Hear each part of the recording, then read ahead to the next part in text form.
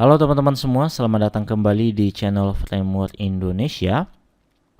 Kita masih melanjutkan pembahasan kita di seri tutorial membuat aplikasi penggajian dengan menggunakan CodeIgniter 3. Dan kali ini kita akan masuk pada pembahasan menu laporan, submenu laporan gaji. Oke, sebelum kita akan membahas pada bagian laporan gaji, kita akan melihat terlebih dahulu tampilan seperti apa yang nanti yang akan kita buat. Jadi nanti ketika submenu laporan gaji diklik, kita akan mendapatkan sebuah filter data laporan gaji seperti ini. Jadi di sini ada bulan dan tahun. Contohnya ketika saya pilih bulan Januari tahun 2020, maka ketika saya klik cetak laporan gaji, maka akan muncul window print seperti ini menampilkan data gaji pada bulan Januari 2020. Nah, sekilas ini sama seperti tampilan yang kita buat pada video sebelumnya, yaitu fitur cetak daftar gaji. Ketika saya klik cetak daftar gaji, maka akan muncul juga window print. Jadi pembahasan kita di video kali ini itu tidak jauh berbeda dengan apa yang sudah kita bahas pada video sebelumnya. Hanya saja mungkin untuk fitur cetak daftar gaji kurang tepat kalau kita tempatkan di bagian data gaji pegawai. Ya, lebih tepat kalau misalnya itu kita buat di laporan gaji. Tapi tidak apa-apa karena di video sebelumnya kita sudah terlanjur untuk membuat videonya, atau kita sudah sama-sama belajar untuk cetak daftar gaji. Kita tempatkan di sini, tidak apa-apa. Atau juga ini hanya untuk belajar ya. Oke, jadi sekali lagi untuk video kali ini pembahasan kita tidak jauh berbeda dengan apa yang sudah kita bahas sebelumnya. Oke, jadi kalau misalnya saya klik laporan gaji, maka di sini kita akan membuat nanti sebuah controller namanya laporan gaji. Langsung saja kita akan membuat file laporan gaji di dalam aplikasi kita. Silakan buka text editornya, kita ke controller lalu admin, klik kanan new file, kita save as dengan nama laporan gaji.php. Oke, buka tag PHP, lalu kelas laporan gaji extends CI controller. Lalu kita buat function defaultnya yaitu index public function index. Kemudian di sini kita buat variabel data untuk title-nya. Contohnya kita buat title-nya laporan gaji pegawai. Oke. Nah, kemudian di bawahnya kita akan load view-nya supaya lebih gampang, kita bisa copy saja dari data jabatan. Ini kita copy, kemudian kita paste di bawahnya. Lalu untuk view utamanya itu kita ganti namanya menjadi filter laporan gaji. Nah, karena di atasnya ini tidak ada query data yang kita ambil, maka variabel data yang ada di sini kita hapus saja. Oke, selanjutnya kita akan membuat view filter laporan gaji ini. Silakan teman-teman ke folder views, lalu ke folder admin, klik kanan new file, lalu kita save as dengan nama filter laporan gaji.php. Oke, kita save. Kemudian ini mungkin kita bisa copy template-nya dari blank template ya. Nah, yang ini.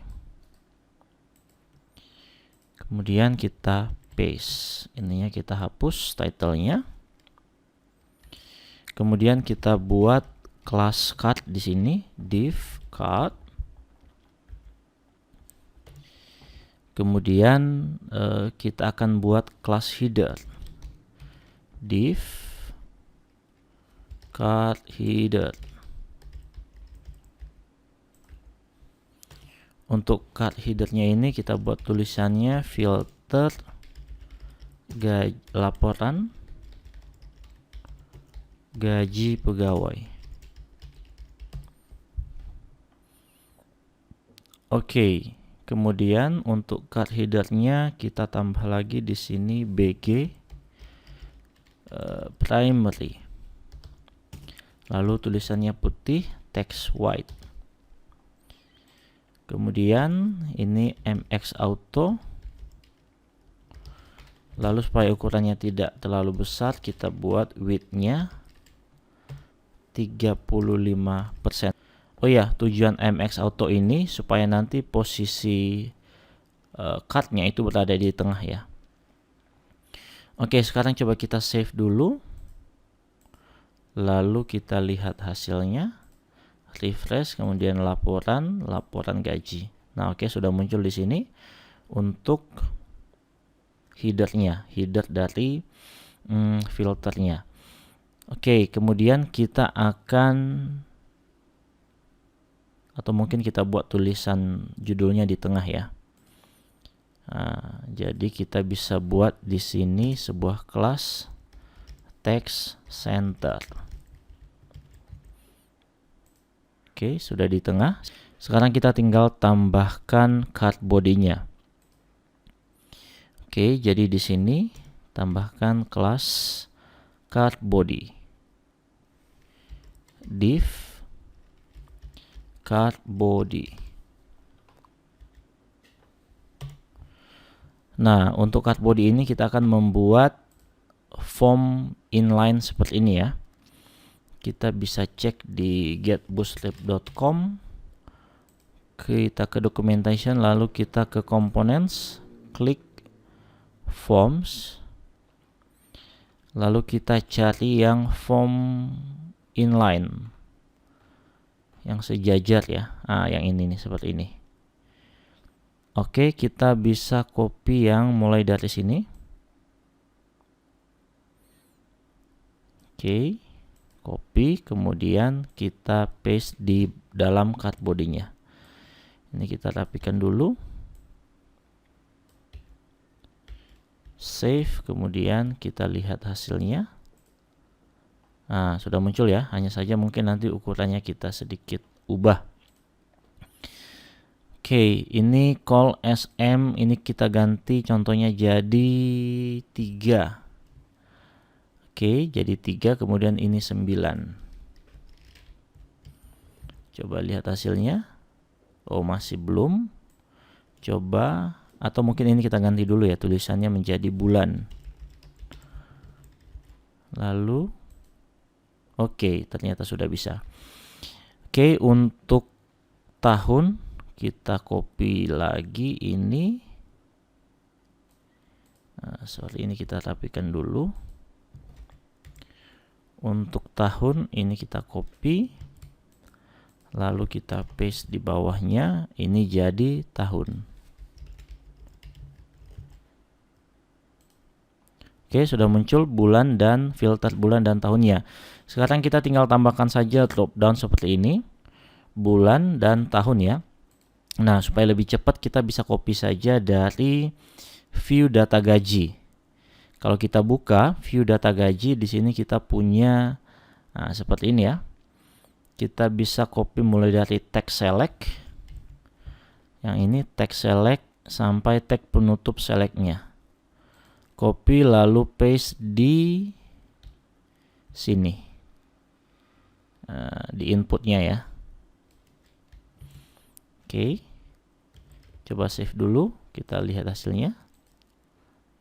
Sudah muncul ya. Oke, kemudian mungkin ML3 nya kita hapus aja deh. Oke, sudah rapi. Kemudian untuk tahun kita copy mulai dari tag select sampai tag penutup selectnya. Copy lalu paste di sini. Tag inputnya kita hapus. Kemudian ini kita rapikan dulu. Oke, ML3 nya juga hapus. Oke, sudah muncul bulan dan tahunnya. Sekarang kita tinggal tambahkan button saja di bawahnya. Jadi di sini kita tambah button, type-nya submit, kemudian kelasnya btn primary ya, primary saja. Kemudian di sini kita buat tag i, lalu kelasnya fas fa print. Kemudian tulisannya kita buat cetak laporan gaji. Oke, kita coba save lalu refresh. Oke, sudah muncul. Kita coba buat full seperti ini. Jadi caranya kita tinggal tambahkan saja di sini style, lalu width-nya 100%. Oke, sudah 100%. Nah, kemudian supaya nanti fungsi cetak laporan gaji ini bisa berjalan, maka kita akan tambahkan tag form dulu.